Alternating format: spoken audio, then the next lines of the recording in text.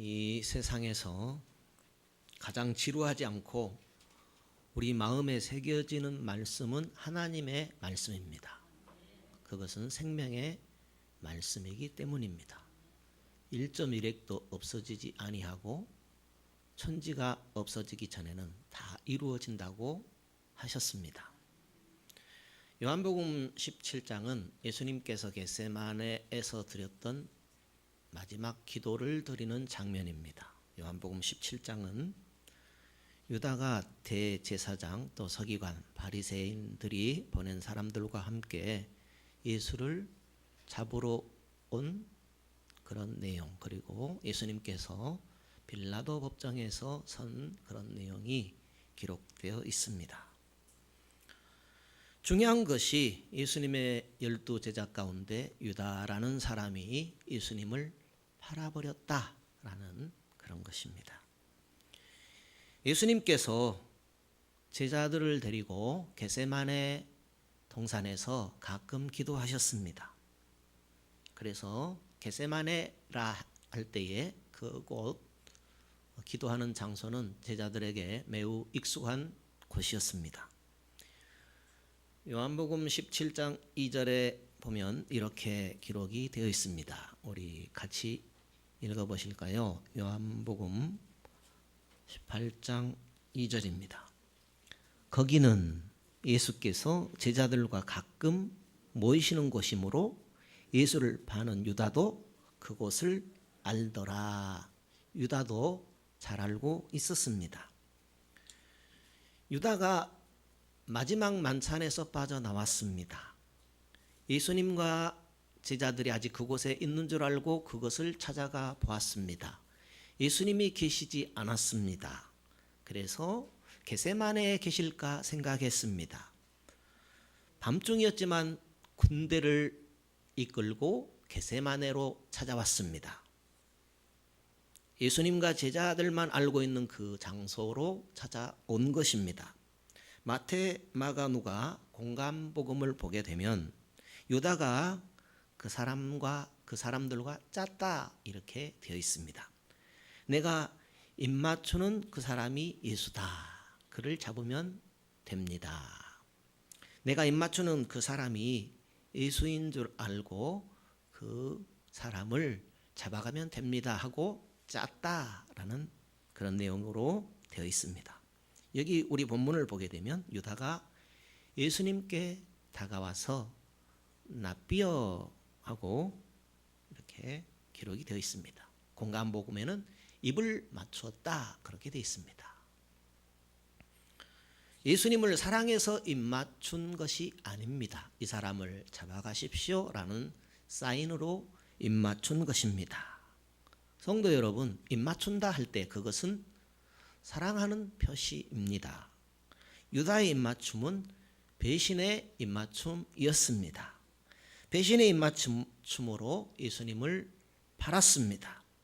무리들이 달려들어 예수님을 잡으려고 했습니다. 성격이 급한 베드로가 예수님을 잡으려고 달려드는 한 사람을 칼로 내리쳤습니다. 대제사장의 종 말고라는 사람이었습니다. 살짝 비껴 맞았던지 그만 귀가 떨어져 나가버렸습니다. 예수님께서 말고의 귀를 만드시고 낫게 해주셨습니다. 방금 떨어져 나간 귀를 다시 붙여주셨는지 어떻든지 귀를 만져서 낫게 해주셨습니다. 그리고 말씀하셨습니다. 베드로야, 이것도 참아야 한다. 칼을 쓰는 자는 칼로 망하게 된다라고 말씀하셨습니다. 내가 힘이 없어서가 아니다. 12형 되는 천사를 동원할 수도 있다. 내가 지금 잡히는 것은 선지자의 글을 이루기 위함이다고 했습니다. 성도 여러분, 칼과 총은 전쟁 때 사용하는 것입니다. 예수님은 전쟁이 아니고 십자가를 지러 가는 길입니다. 미션이라는 영화가 있습니다. 미션에 두 선교사가 나옵니다. 한 마을이 다른 사람들에 의해서 불에 타게 되었습니다. 자기들이 선교했던 땅입니다. 복음을 전했던 땅 그곳에 다른 적군들이 와서 불을 지르고 총을 들고 쳐들어오는 것입니다. 한 선교사가 말합니다. 우리도 총을 들고 싸우자 하고 우리 땅을 우리가 지켜야 하지 않겠느냐 하며 총을 들고 싸우자고 합니다. 그리고 총을 들고 나가서 같이 하는 사람들과 싸웠습니다. 그리고 적에게 총을 맞아 죽었습니다. 다른 한 선교사는 십자가를 들었습니다. 그가 한 말이 있습니다. 총이 정의라면 어떻게 사랑이 세워질 수 있겠는가? 힘이 정의라고 하면 어디에서 사랑을 찾아볼 수 있겠는가 하는 이런 말을 남겼습니다. 그리고 십자가를 들고 찬송을 부르며 나아갔습니다. 그리고 총에 맞아 죽었습니다. 예수님께서 가르치신 것은 폭력이 아니었습니다. 예수님께서 가르치신 것은 사랑이었습니다. 사랑은 심는 것, 한 알에 밀알이 썩어지면 싹이 나고 키가 자라 열매 맺는다. 그렇게 말씀하셨습니다. 예수님께서 대제사장 가야바의 뜰로 끌려가게 됩니다. 문 지키는 여자가 베드로에게 다가와서 말합니다. 너 예수쟁이지? 베드로가 아니라고 하며 자리를 피합니다. 여러 무리에 섞여서 불을 쬐고 있는데 또 다른 사람들이 당신 그리스도인이지? 예수 믿는 사람이지? 또 베드로에게 묻습니다. 베드로가 아니라고 극구 부인하게 강하게 부인합니다. 뒤이어서 말고의 친척이라는 사람이 이야기합니다. 나도 보았는데 당신 저 동산에서 말고의 길을 칼로 칠 때에 내가 보았어. 그 말을 듣던 베드로가 나는 결코 예수를 모른다고 부인했던 것입니다. 그때 닭이 두 번째로 울었습니다. 베드로가 닭이 두 번 울기 전에 네가 나를 세 번 부인하리라 하는 예수님의 말씀이 생각나서 심히 통곡했다 하고 기록이 되어 있습니다. 성도 여러분, 불과 몇 시간 전만 해도 베드로가 이런 고백을 했습니다. 나는 죽기까지 예수님을 따르겠습니다. 나는 어떤 일이 있더라도 주님 곁을 떠나는 일이 없을 것입니다. 이렇게 헌신과 각오를 비췄던 그런 베드로였습니다. 또 예수님을 잡으려던 말고라는 사람을 죽음을 각오하고 칼로 내리쳤던 그 베드로였습니다. 그런데 그 베드로는 어디 간 데 없고 예수님을 한 번만 부인한 것이 아니고 두 번, 세 번 연거푸 부인을 한 것입니다. 성도 여러분, 육신의 용기로 담력으로 한 번은 할 수 있을 겁니다. 그러나 지속적일 수는 없습니다. 주님이 도와주셔야 합니다. 우리 마음도 우리의 의지도 주님께서 도와주셔야 합니다. 오늘 또 우리 마음 문을 두드리시는 예수님께 문을 열면 주님께서 우리와 함께 해 주실 것입니다.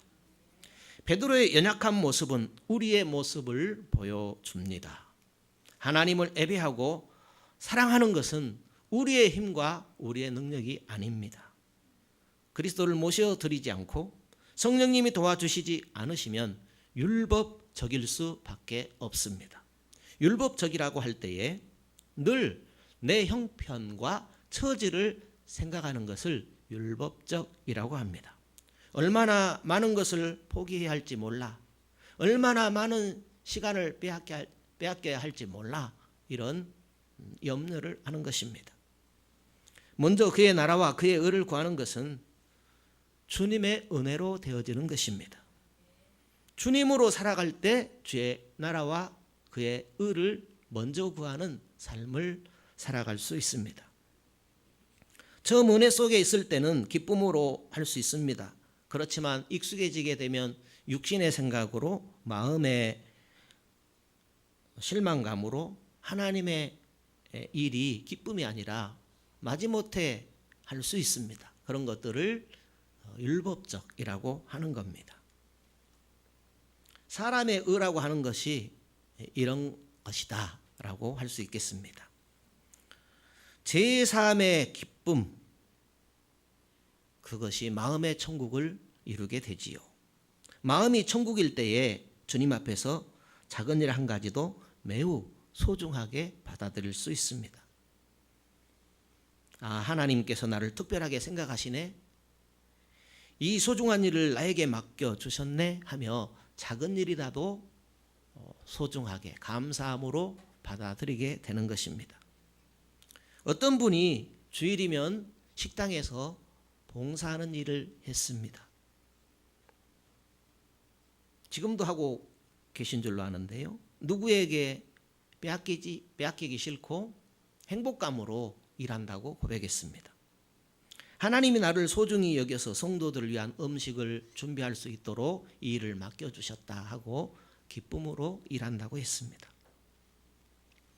주님 나라의 일에 소중하게 쓰임받는다는 소중함, 존귀함을 신앙생활하는 가운데 느껴가는 것입니다. 성령이 함께하는 사람의 사역과 율법적 신앙과는 많은 차이가 납니다. 베드로를 보면서 많은 생각을 하게 됩니다. 예수님께서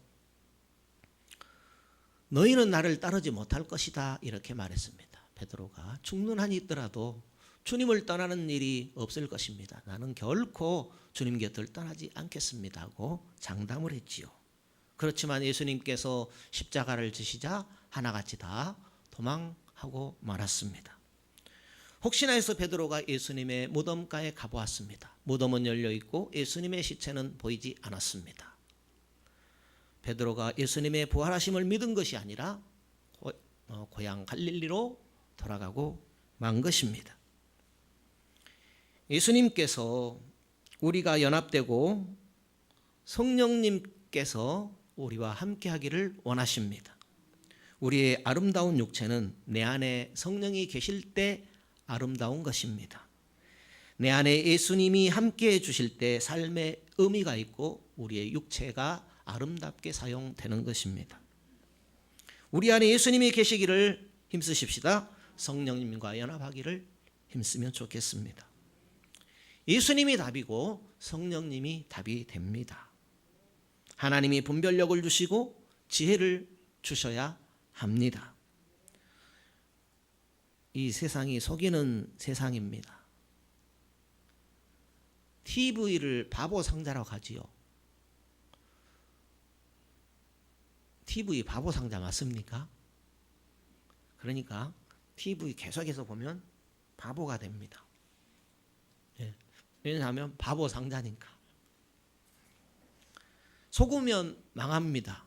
이 세상은 우리를 속이고 있고 속으면 망하게 됩니다. 유럽 전체가 속았습니다. 왜냐하면 속였기 때문입니다.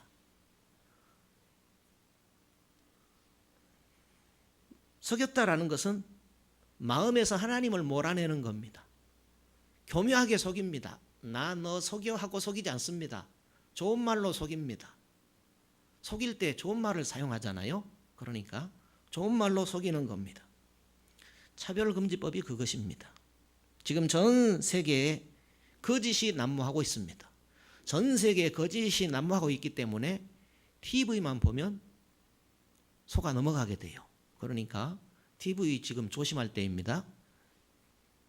진짜입니다. 후현대 시대라고 하죠. 후현대 시대, 후현대주의. 이것은요, 그 뿌리가 공산사상입니다. 공산사상이 뿌리예요. 성경적으로 보게 되면 가나안 문화가 그 뿌리가 되겠습니다. 마음에서 하나님을 빼내기 위해서 속이는 겁니다. 하나님 없으면 편하죠? 마음에서 하나님 없으면 편할 것 같죠? 한두 해 전에 서울의 한 초등학교 학생회장에 당선된 그 학생이 이런 정견이랄까요? 이런 포부를 학생들한테 발표를 했어요. 저는 남자도 아니고 여자도 아닙니다. 그래서 저는 공정할 수가 있습니다. 남학생 편도 아니고 여학생 편도 안 될 것이기 때문에 저는 남학생, 여학생에게 공정할 수 있겠습니다 하고 회장에 이렇게 출마하는 소견을 발표했습니다. 그 학생이 그것 때문에 회장에 당선이 되었습니다. 이상한 선생에게서 배운 겁니다. 그죠? 그 학생만 그렇겠습니까? 그 학생을 뽑은 학생들도 이상하지요. 지금 세상의 선생들이 이상합니다. 다 이상하진 않습니다. 이상한 선생들이 있습니다. 성도 여러분, 우리는 이상한 쪽을 따라가는 것이 아니라 정상적인 쪽을 따라가야 할 것입니다. 이렇게 학교에서 또 세상 곳곳에서 이상한 일들이 벌어지고 있습니다. 악을 선이라고 하고 내로남불, 내가 하는 것은 선의 기준으로 삼고 남이 하는 것은 악의 기준으로 악의 안경을 쓰고 보는 것입니다. 차별금지법은 이미 심각한 싸움이 시작된 겁니다. 이미 싸움은 시작되었습니다. 영적 싸움은 물론이며 심각한 내 인생에 대한 싸움을 지금 공중권세 이하 세상이 우리에게 각자에게 걸어온 겁니다. 그래서 어느 편에 서는가라는 것은 굉장히 중요한 문제입니다. 어느 편에 설 것인가? 예수 편에 설 것인가? 악의 편에 설 것인가? 아담 편에 설 것인가? 그리스도 편에 설 것인가? 이 문제를 우리에게 요구하고 있습니다. 지면 뒤로 물러나면 심각한 어떤 피해가 현실로 나타나게 되어 있습니다. 예를 들자면 전방에 공산군이 쳐들어왔다고 해봐요. 철원이라는 지역에 인제라고 해도 좋아요. 그곳에 공산군이 쳐들어오면 더 많은 국방력을 동원해 가지고 그곳에 군대를 파견해서 공산군을 막아내야 됩니다. 그죠? 그것이 뚫려버리게 되면 그곳을 통해서 계속해서 공산군이 들어올 것이 아니겠습니까? 그래서 반드시 막아내야 되고 또 더 이상 내려오지 못하도록 조치를 해야 됩니다. 차별금지법이 그것입니다.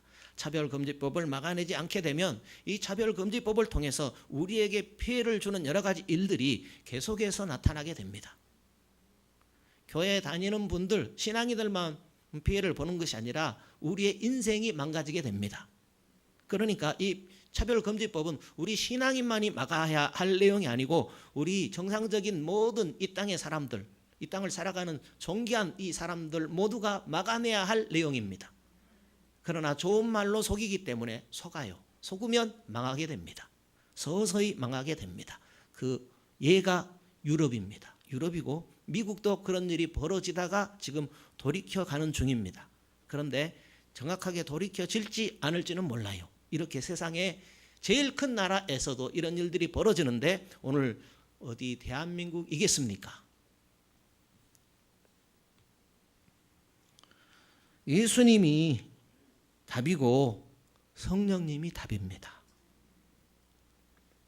하나님으로 살아가지 않으면 인생을 도적맞고 영혼을 도적질 당하게 되어 있습니다.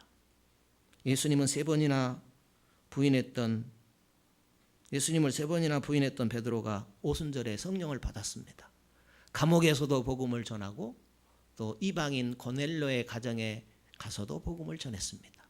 핍박과 어려움도 이기고 복음을 전했습니다. 왜 그랬습니까?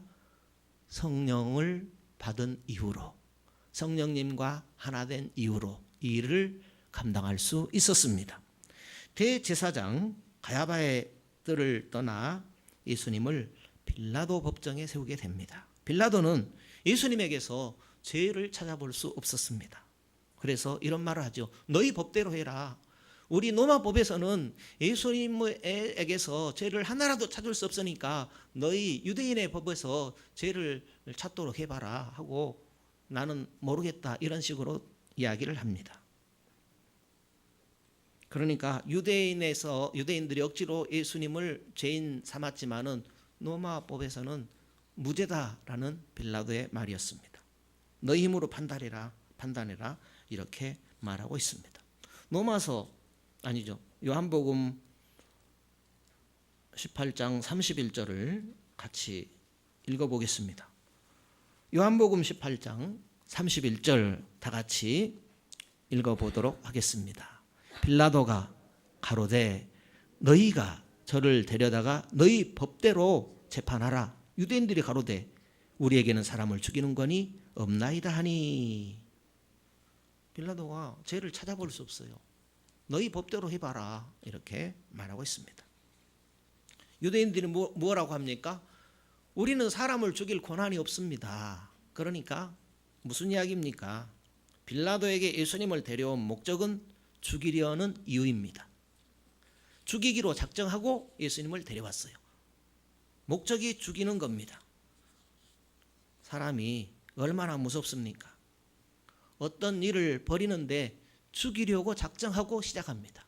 죽이기로 작정해 놓고 시작하는 겁니다. 예수님을 이미 죽이기로 작정을 한 것입니다. 빌라도는 말려들고 싶지 않았습니다. 어떻게 하면 예수를 살려줄까? 어떻게 하면 예수 죽는 것과 나와 상관없는 일이 될까? 이렇게 고민을 한 것입니다. 예수님께 빌라도가 따로 이야기를 합니다.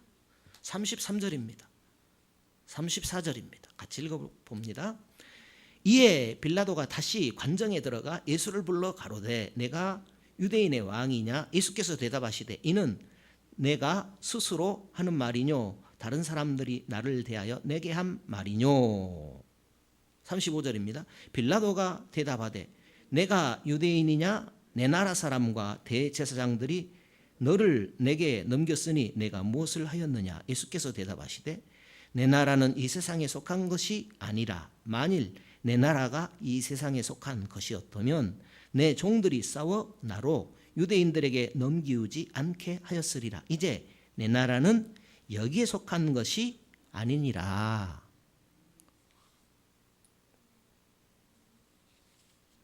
빌라도는 이미 알고 있습니다. 예수님이 가는 곳곳마다 병자들이 일어나고 고침받은 그 사실을 소문을 들어서 이미 알고 있었습니다. 안전병이가 일어나고 소경이 눈을 뜨고 문둥병이 깨끗함을 받았다는 이 사실을 빌라도뿐만 아니라 모든 사람들이 다 알고 있는 사실이었습니다. 빌라도는 예수를 죽이는 일에 두려움이 있었습니다. 아무리 찾아보려고 해도 당신에게서 죄를 찾아볼 수 없소. 노마법에 당신을 죽일 만한 죄가 없습니다 하고 빌라도가 이야기를 합니다. 그런데 빌라도가 예수님께 이렇게 묻습니다. 당신이 유대인의 왕이 맞소? 이렇게 물어요. 예수님께서 대답합니다. 내 나라는 이 땅에 없다. 이 땅이 내 나라였다면 내 나라 군인들이 가만히 있지 않았을 것이다. 나를 잡고 나를 핍박하고 나를 죽이려고 하는데 내 나라 군인들이 가만히 있었겠느냐? 이렇게 대답합니다. 내 나라는 땅에 속하지 않았다. 내 나라는 하늘에 있다. 내 나라는 하늘에 있고 나는 하늘의 왕이다. 나는 유대인의 왕이 아니다. 나는 땅의 왕이 아니다. 나는 하늘나라의 왕이다.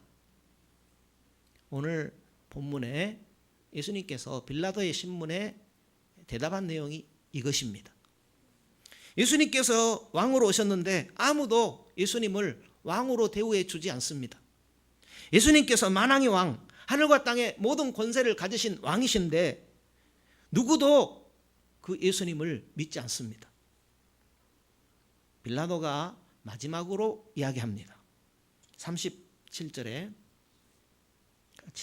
같이 읽어볼까요? 37절. 빌라도가 가로되 그러면 내가 왕이 아니냐? 예수께서 대답하시되 내 말과 같이 내가 왕이니라. 내가 이를 위하여 났으며 이를 위하여 세상에 왔나니 곧 진리에 대하여 증거하려 함이로라. 무릇 진리에 속한 자는 내 소리를 듣느니라 하신데 빌라도가 가로되 진리가 무엇이냐 하더라.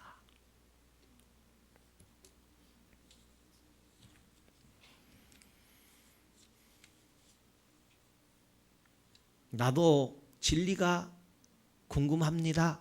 빌라도의 말입니다. 나도 진리가 무엇이냐 묻고 있잖아요. 나도 진리가 궁금하네. 이런 내용입니다. 빌라도가 아무리 생각해도 예수님에게 죄가 없었습니다. 사람들이 죽이라고 아우성이니 밀란이 또 일어날까 두려운 겁니다. 그래서 빌라도가 한 번 더 이야기합니다. 그리고 생각해낸 것이 있습니다. 당시에 6월절에 또 빌라도의 권한으로 한 죄수를 풀어주는 관례가 있었습니다. 흉악한 강도 바라바를 데려오게 합니다. 군중들이 흉악한 바라바보다는 예수님을 놓아줄 것이라고 생각한 것입니다. 빌라도는 예수를 풀어주려고 흉악한 강도 바라바를 데려온 것입니다. 그렇지만 군중들이 하나같이 누구를 놓아주면 좋겠습니까? 하고 물을 때에 바라바를 놓아달라고 합니다. 성도 여러분, 이 사람들이 누구인 줄 압니까? 바라바를 놓아주라고 흉악무도한 악질적인 범죄자 바라바를 놓아주라고 한 사람들이 어떤 사람인 줄 아십니까? 바로 자기 스스로 하나님의 백성이라고 고백한 사람들입니다. 예수 모르면 가짜입니다. 얼마나 악하면 예수가 아니고 악질 바라바를 놓아주라고 하겠습니까? 성경은 이야기합니다. 빛이 왔음에 사람들이 빛을 싫어했다. 자기 행위가 드러날까 봐 빛을 싫어했다고 이야기합니다. 모든 사람이 빛이 오매 자기의 행위가 드러날까 봐 싫어한 것입니다. 땅에 박힌 돌멩이를 떼어내게 되면 그 습지 속에 어둠에 갇혀있던 벌레들이 나와서 쏜살같이 흩어지는 것을 우리가 발견할 수 있습니다. 방금 있던 그 벌레들이 어느 틈엔가 사라지고 눈에 보이지 않는 겁니다. 그런데 자세히 보게 되면 그것들이 어두운 곳으로 속히 달아나 다시 숨는 것을 알 수가 있습니다. 그 벌레들에게 빛이 싫은 겁니다. 밝은 곳이 싫은 겁니다. 빛을 싫어하는 사람들은 늘 빛을 피하여 어두움으로 갈 것입니다. 죄를 지었고 어두움에 익숙하기 때문입니다. 빛 가운데 자기 행위가 드러날까 봐 어두움을 찾는 것입니다. 성도 여러분, 우리가 죄인인 것을 깨닫고 싫어하는 것은 빛이신 예수님께서 우리에게 오셨기 때문입니다. 회개하지 못하는 것은 그리스도의 빛을 보지 못한 까닭입니다. 빛을 가까이 해야 어두움이 물러가게 됩니다. 어둠이 스스로 물러가는 법은 없습니다. 태양이 떠오르게 될 때에 빛이 아니 어둠이 물러가게 됩니다. 그리스도를 만나지 못하면 독불 장군처럼 살아갑니다. 잘난 척하고 똑똑한 척하고 하나님 자리에 올라서 판단 정죄하며 사는 겁니다. 그 사람들이 누구냐면 바로 유대인들입니다. 가족은 나의 영원한 편이 되어줄 것입니다.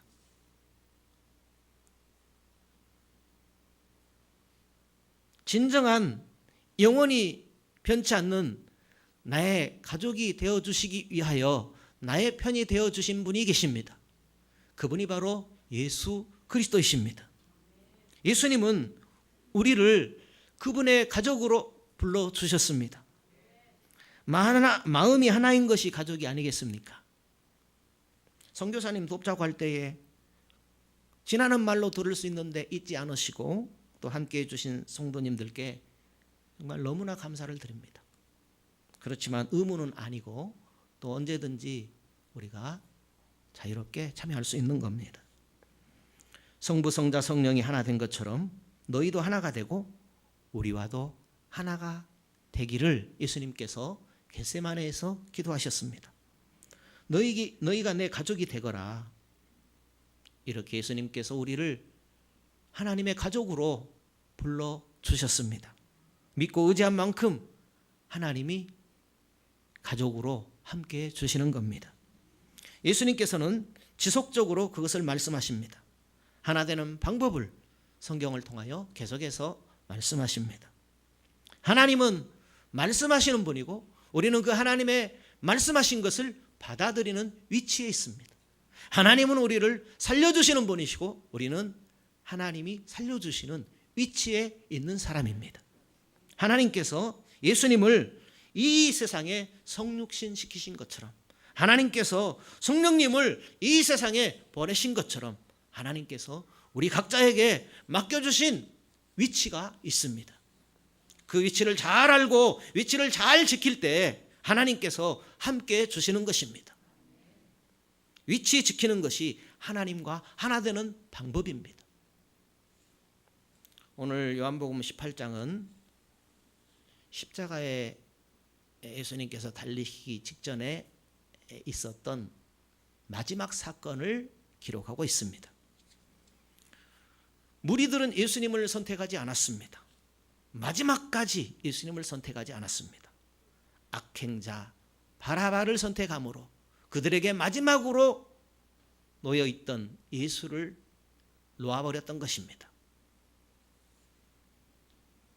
태어난 아기는 부모에게 모든 책임을 떠미는 것이 아니라 본인이 자라고 커가야 합니다. 부모가 나를 대신해서 자라줄 수 없다라는 말입니다. 신앙도 자라고 크는 문제입니다. 하나님의 가장 큰 관심이 내가 영적으로 태어났다면 커가는 것입니다. 그 가장 신뢰가 되는 말씀이 탕자 이야기일 것입니다. 누가복음 15장이죠. 누가복음 15장은 믿지 않는 분들도 잘 아는 그런 내용이죠. 돌아온 탕자, 돌아온 것, 회개한 것, 그것이 문제가 아닙니다. 나갔어도 아버지의 아들입니다. 아버지는 여전히 그 아들을 기억하고 있습니다. 아들이 돌아오니까 기억하고 기다리고나 있다는 듯이 반갑게 맞아주십니다. 아들처럼 대접합니다. 돌아온 것을 기뻐하고 잔치를 벌입니다.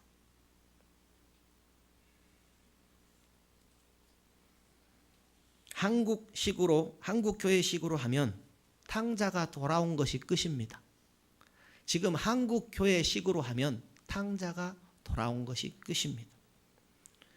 집을 나가 앉아요 어서와 돌아와 어서와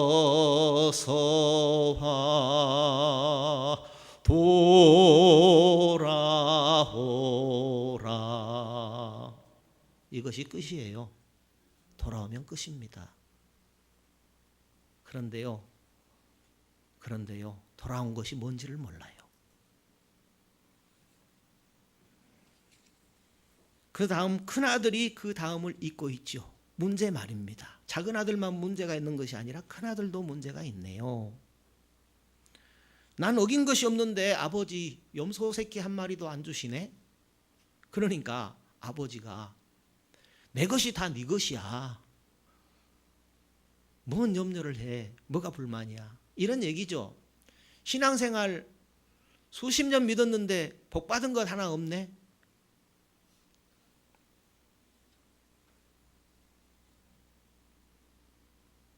집에 있는 큰아들도 문제입니다. 집에 있는데 아버지를 닮지 않았습니다. 집에 같이 있는데 아버지의 마음을 하나도 모릅니다.